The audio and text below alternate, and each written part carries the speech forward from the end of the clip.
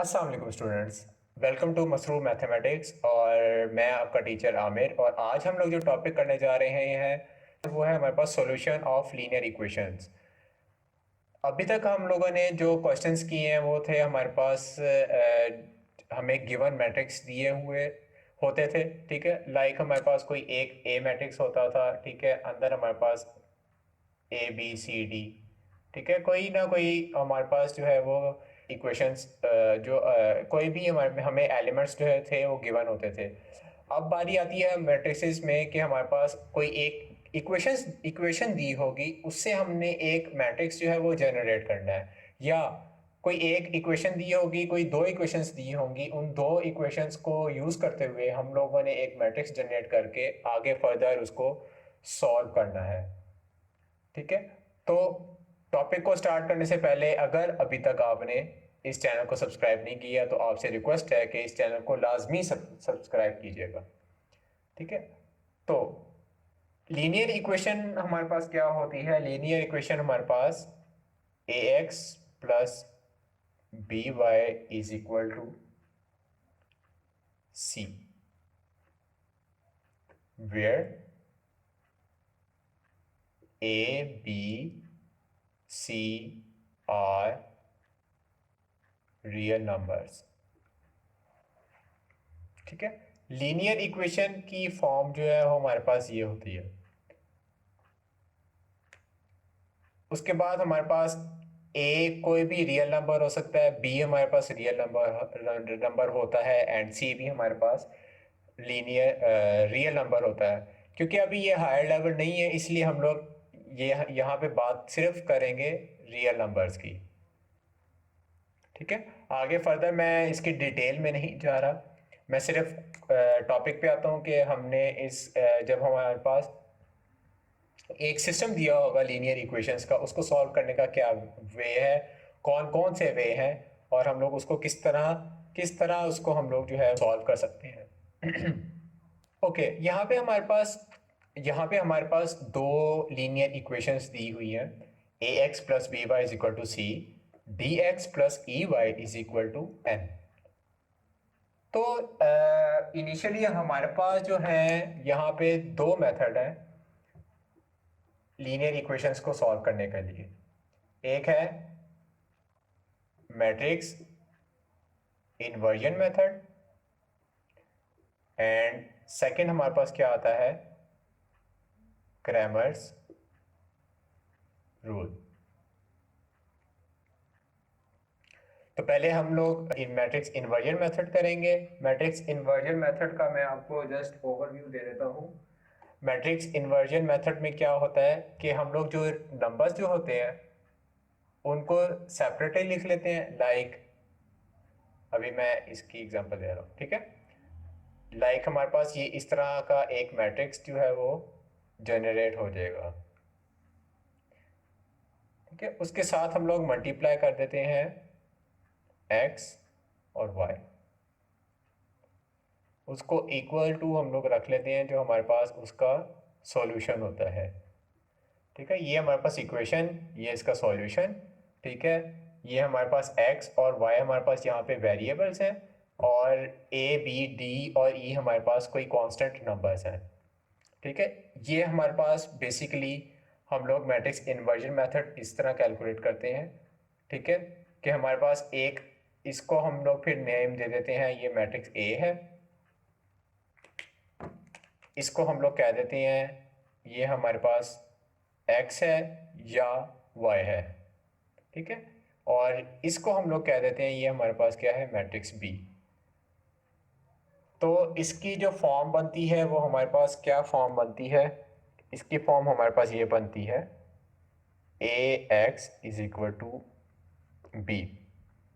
Then हमें क्या करना होता है, देन हमें ये करना होता है कि एक्स ए को इस साइड पे हम लोगों ने इसका इन्वर्स लेना है, X is equal to A inverse B. और ये बात लाजमी याद रखिएगा कि जब भी आप मैट्रिसेस में ए को शिफ्ट कर रहे होते हैं इक्वल टू की दूसरी साइड पे, तो जहाँ से आप ए को मूव करते हैं उसी साइड पे ए इनवर्स जो है वो आना चाहिए। लाइक यहाँ पे एक्स से पहले है तो यहाँ पे बी से पहले ए इनवर्स आएगा। ठीक है, अगर यहाँ पे एक्स के बाद ए है तो यहाँ पर भी बी के बाद हमारे पास ए आएगा। ठीक है, ये बात जो है वो ये लाजमी याद रखने वाली है।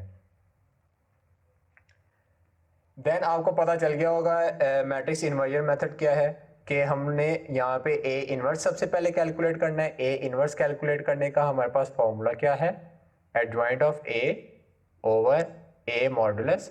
ए मॉडुलस जो है वो हमारे पास नॉट इक्वल टू ज़ीरो होना चाहिए। देन हमने ए इनवर्स को मल्टीप्लाई करना है बी के साथ और हमारे पास एक्स की वैल्यू आ जाएगी। एक्स हमारे पास क्या है, एक्स एंड वाई।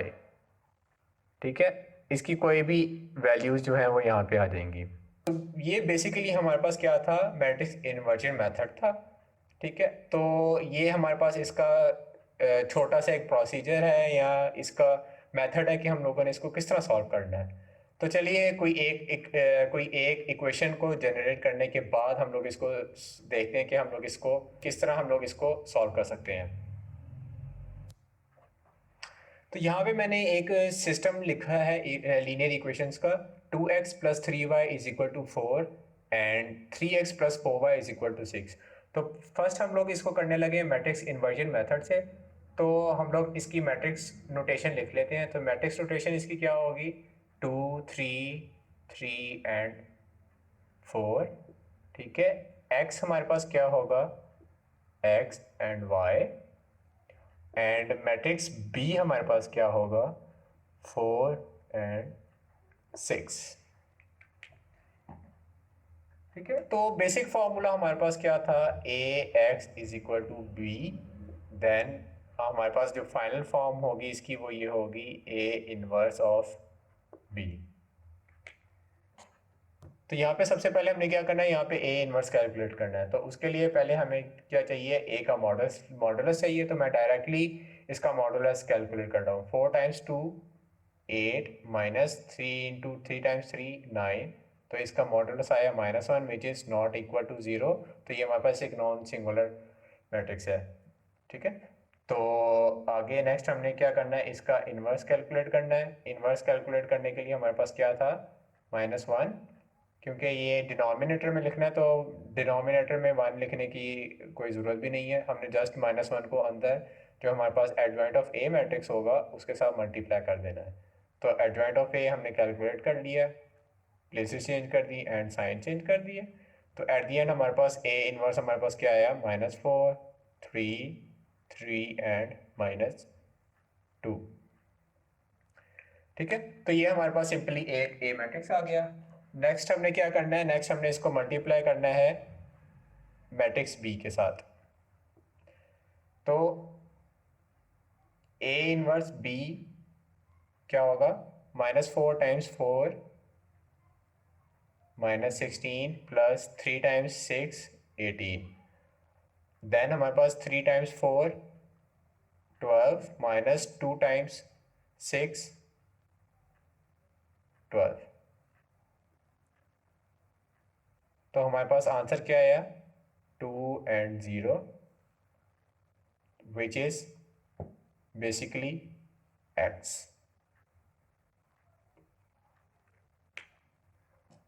ठीक है, तो x की हमारे पास एट दी एंड हमारे पास x की क्या वैल्यू आ गई, 2 0। x हमारे पास था क्या, x एंड y। तो x हमारे पास 2 एंड y हमारे पास 0। तो ये हमारे पास वे था, ये हमारे पास जो था मेथड जो था वो था मैट्रिक्स इन्वर्जन मेथड। नेक्स्ट हमारे पास क्रैमर रूल है। इसका ओवरव्यू हमारे पास क्या है, उसी तरह सिंपली हमारे पास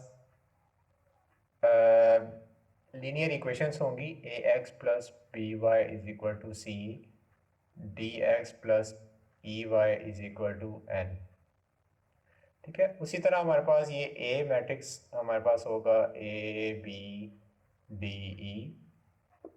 एक्स हमारे पास क्या होगा, X Y. And matrix B है हमारे पास सी एंड एन।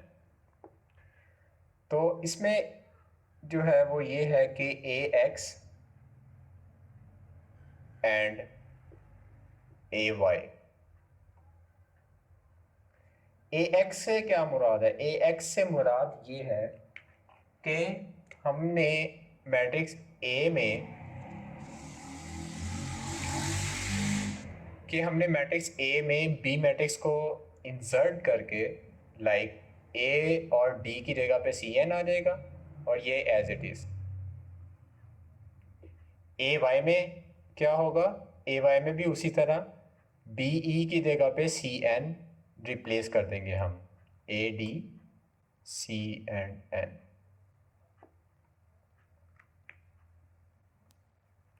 ठीक है, इसका हमने मॉडुलस कैलकुलेट करना है, इसका भी मॉडुलस, इसका भी मॉडुलस, और उससे पहले हमने जो ओरिजिनल मैट्रिक्स ए है उसका मॉडुलस जो है वो कैलकुलेट करना है।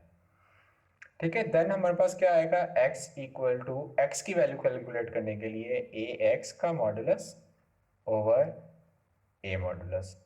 सिमिलरली y कैलकुलेट करने के लिए ए वाई मॉडुलस ओवर ए मॉडुलस।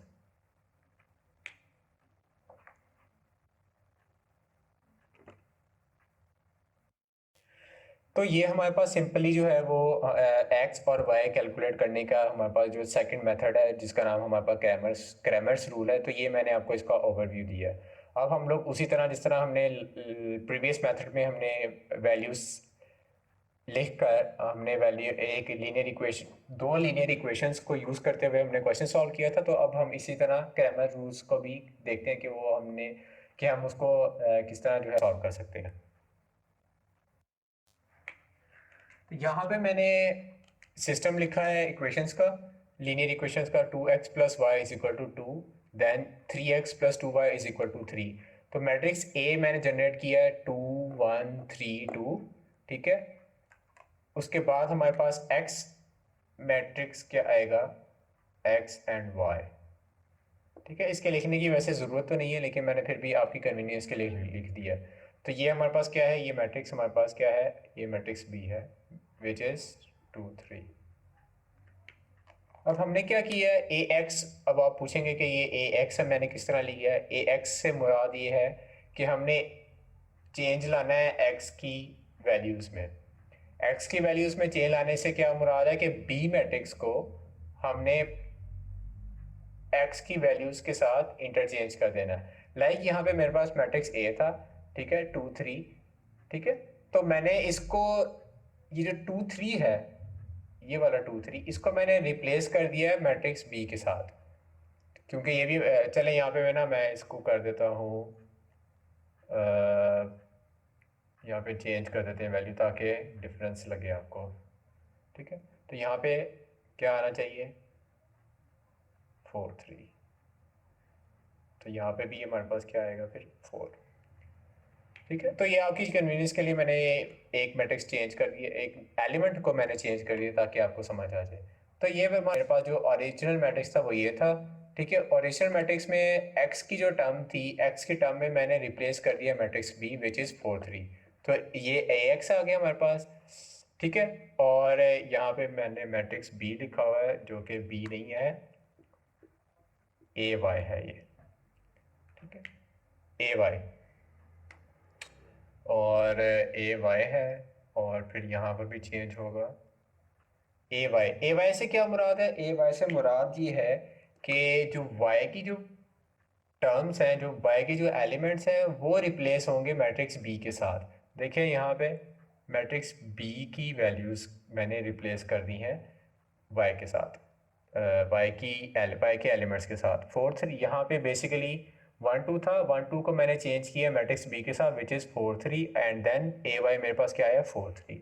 नाउ एक्स कैलकुलेट करने के लिए मुझे क्या चाहिए? ए एक्स का मॉडुलस ओवर ए का मॉडुलस,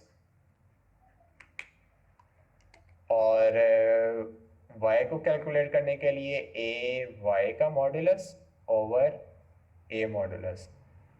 ठीक है, तो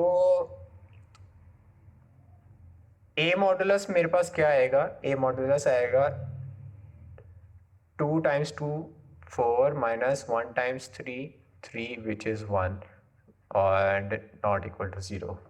तो ये हमारे पास एक नॉन सिंगुलर मैट्रिक्स है एंड ए एक्स मैं डायरेक्टली लिख लेता हूँ। ए एक्स मेरे पास क्या आएगा, 4 टाइम्स 2 8 माइनस 1 टाइम्स 3 3।